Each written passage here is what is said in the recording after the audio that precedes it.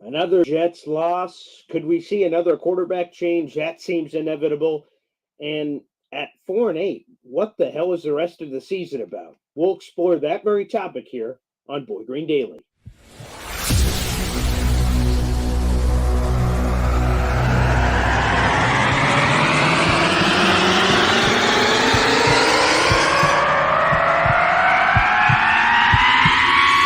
Zoinks! It is unequivocally the Super Bowl for New York Jet fans. Field Yates, baby. Field gosh darn Yates. Let's bring him on the show. Come on, people. Connor Rogers is joining the show. What's up, Connor? But Trevor gosh darn Sycamore, baby, for me, personally, my favorite New York Jet of all time. Wow, it's great to be on. What an intro that was right there. Paul, nobody does an intro like you, man. Paul, you give the best intro of literally any podcast that I've ever been. I'm gonna lose my gosh darn bananas.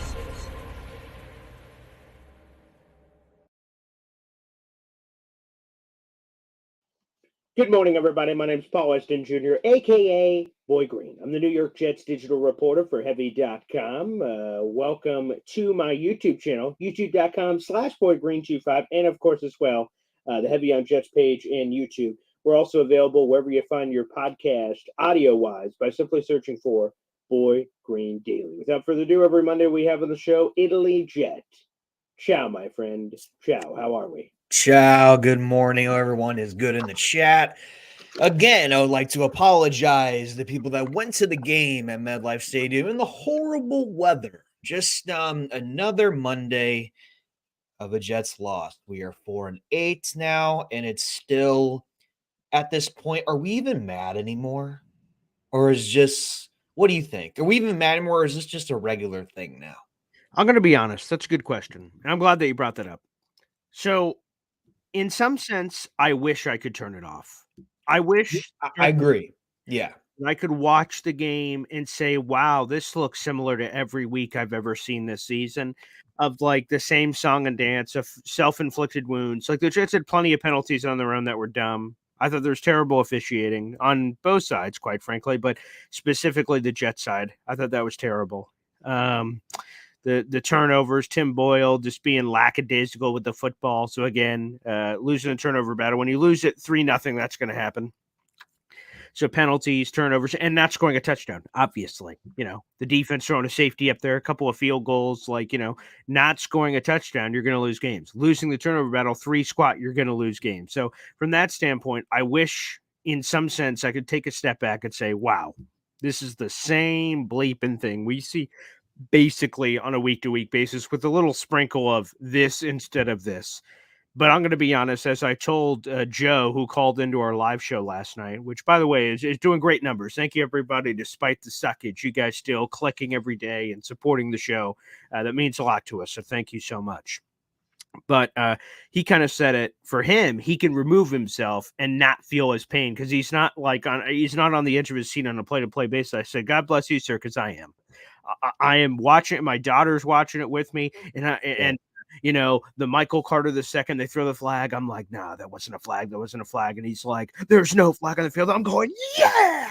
And so I am invested. I am emotional on the highs of the highs, you know, big plays. I want, in the moment, I want the Jets to win. I was rooting for the Jets to win. I wanted them to turn it around, but then they don't. And to me, I've always been a glass half full guy. So I try to view it in that light. So as I think we talked about within the last couple of weeks, that, you know, I'm joking about tanking on Twitter, like saying, we got a new mission, everybody, to tank. And we'll bring that up actually in a second, because apparently the Jets have a path to the 3rd overall pick, which I didn't think was possible. So more on that in a few minutes. But, you know, so I'm kind of joking about tanking now. Ha, ha, ha. But I don't root for losses. So I'm not like saying, oh, boy, I really hope the Jets lose out the rest of the season. Because once I'm in the moment, I'm rooting for the team.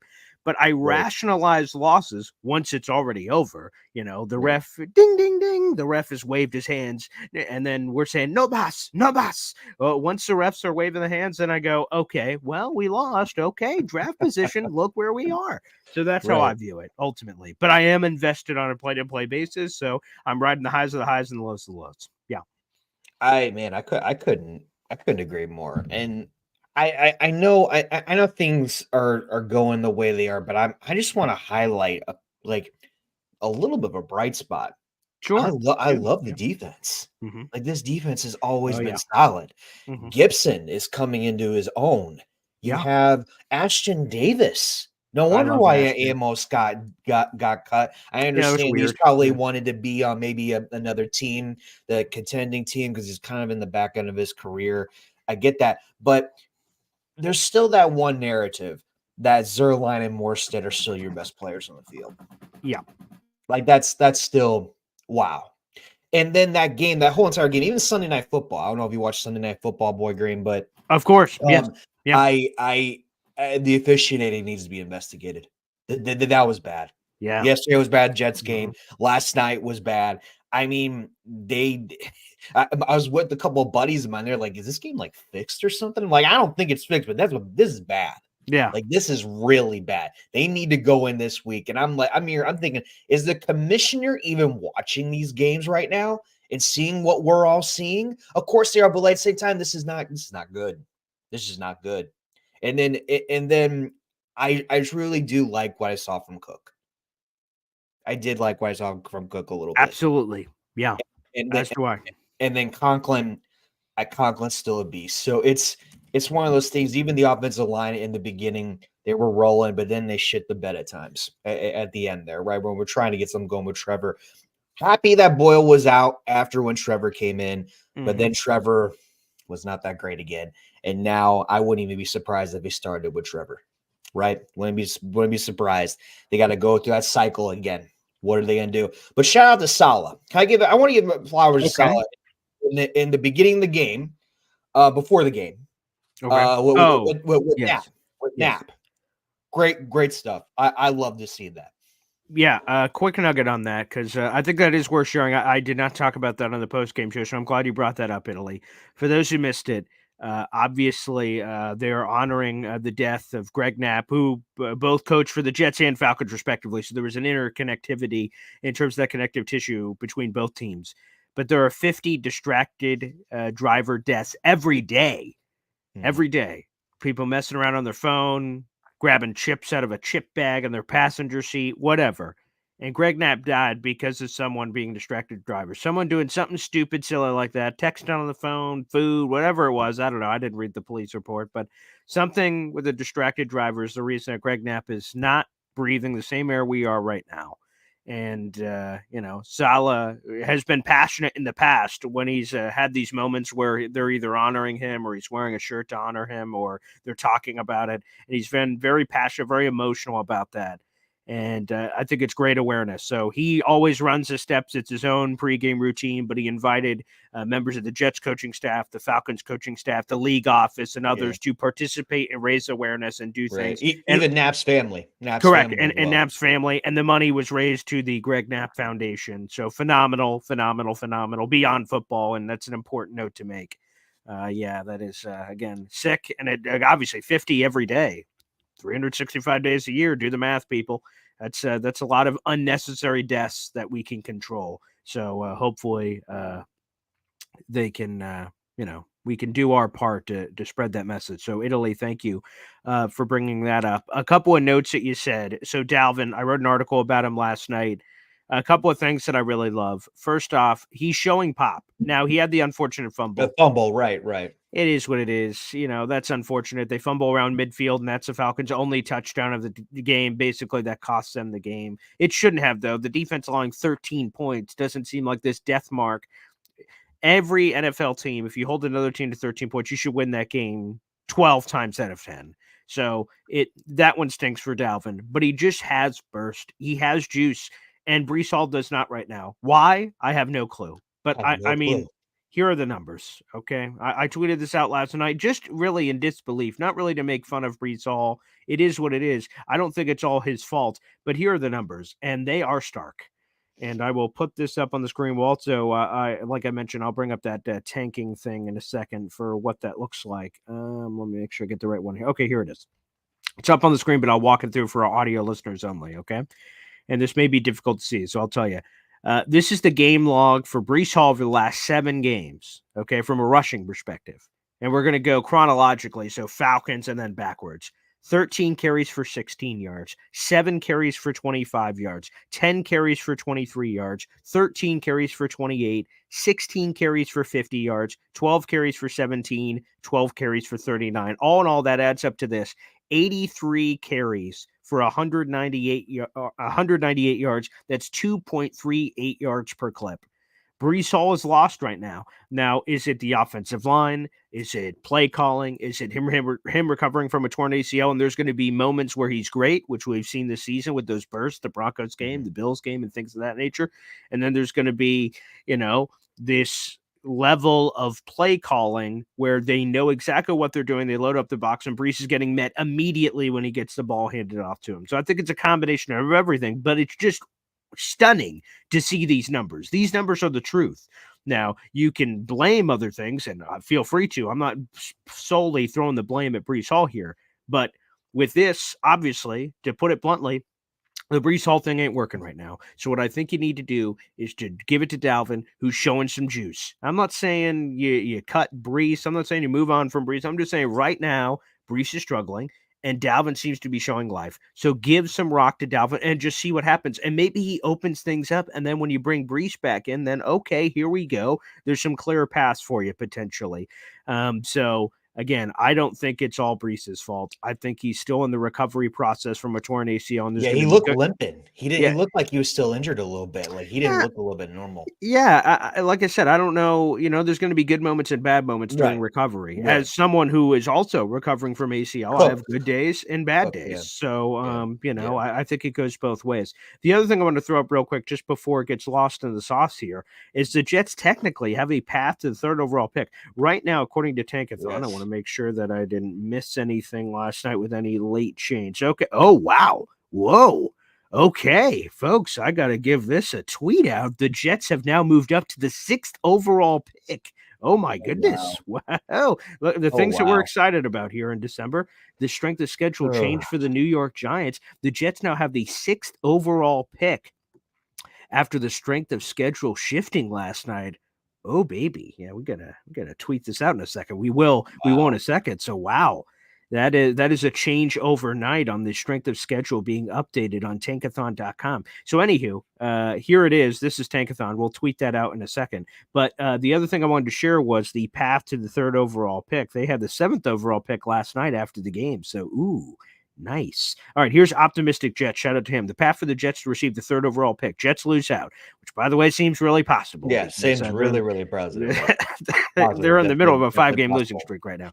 And then also what you need is Arizona, Chicago, and Giants, Washington win one more game. It looks like you no longer need the Giants to win one more game based on strength of schedule. So Arizona, Chicago, and Washington. Washington plays the Jets. So losing out means Washington would beat you. So that one gets put aside.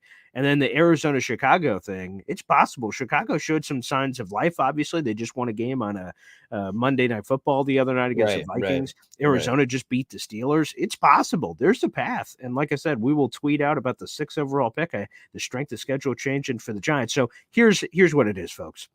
The Jets technically aren't mathematically eliminated yet, like the Panthers are just mathematically eliminated. So it may take another week or two, according to the math nerds back there, but it's essentially over now.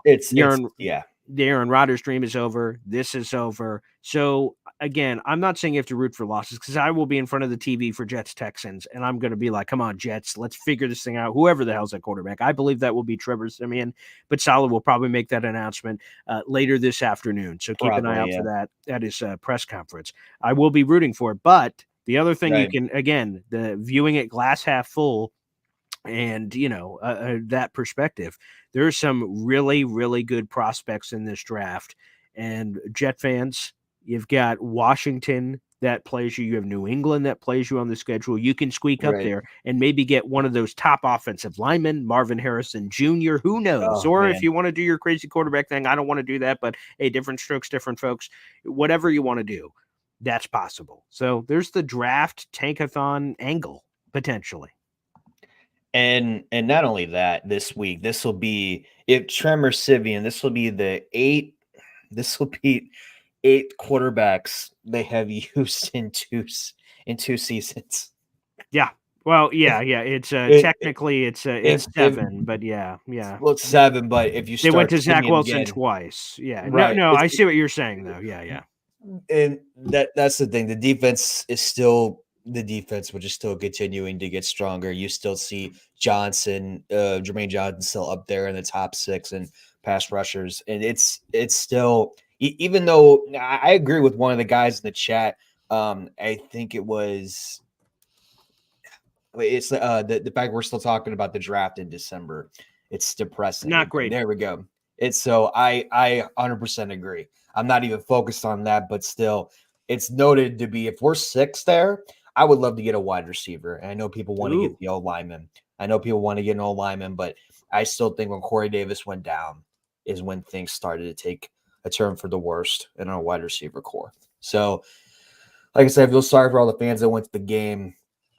Hope everyone has a really better week. But hopefully we get to stay positive throughout this thing somehow, some way as we continue to do content this week. But yeah, I still love this team. I still watch this team, but it's depressing. Yeah, very much so. Very much so. So we're kind of in a tough place now. So let me. I think you brought it up earlier, but just to make sure it's official, I believe it's going to be Trevor Siemian this week against. My brain's not working. The Houston Texans. That's what I believe, and I believe there's a chance that Zach Wilson could move to QB2. There may be a chance that Tim Boyle gets straight up released. I just think he's doing bad, and I could see them just moving on from him directly. I think that's possible. I think that will happen. I've been thinking that after the Amos thing, I wouldn't even be surprised if Cook got cut. I don't think he's going to though. Oh, but yes. That's the other thing I forgot to mention. I think there's some more things coming. December is going to be very interesting for players that we've signed in the free agency. Thank you for bringing back up Dalvin Cook. So that's what I expected as well. So Zach Ertz, he's a veteran tight end. He was with the Arizona Cardinals, but he requested his release from the Cardinals. Why? The Cardinals suck. He has one Super Bowl ring. He wants another Super Bowl ring. He wants a chance to go sign with a contender. He wasn't claimed he's going to sign with somebody early this week. But the point is that a lot of people went, oh, so veteran on a lost cause. They could just say, hey, I want out. Dalvin had a conversation with Rich Cimini on Sunday, and he will not be doing that. So despite the fact that Dalvin has had reduced carries up until yesterday, he had the most carries he's had since week 1. Okay. So they're giving him an uptick. Phenomenal. We'll see where that goes. Dalvin Cook says his family is settled in New Jersey. He did not want to be traded at the trade deadline. He was not. He will not request his release. He's happy where he's at. Basically, he's going to ride it out with the Jets. And he said he won't be begging for carries. So he just got the carries yesterday because they wanted him to get the carries. So quick update there. Dalvin's going to be here the rest of the year. I thought for sure it would make sense to cut him so he could go get a chance. That's what I thought too. Go join another team.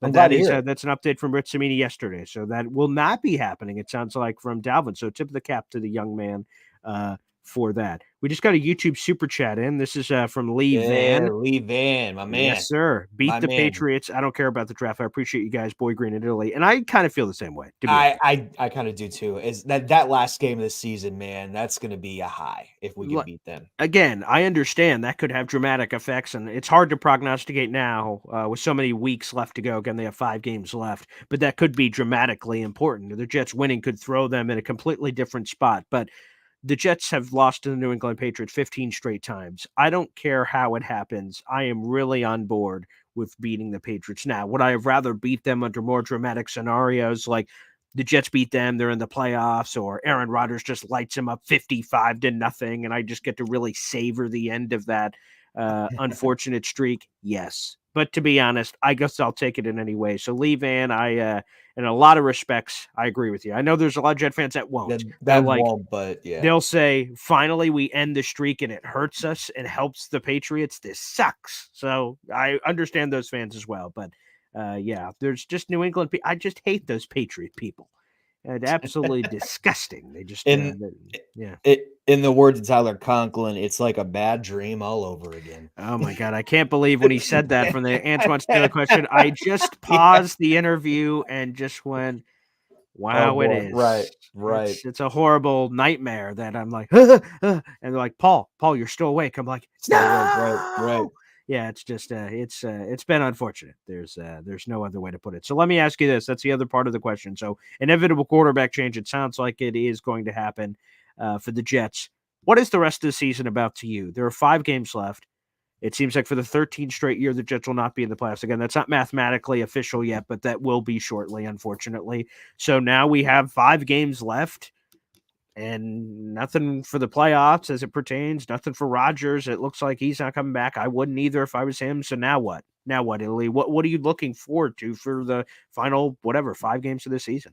Without crying, I think honestly, it was nice to see Ashton Davis do a few things. It was nice to see the O-line kind of consistent, and I say that lightly because at the end they really did pretty bad. But we had people that came back from injury that I'm like, okay, there's a few things I like. Carter Warren's going to be very interesting down the stretch, I think.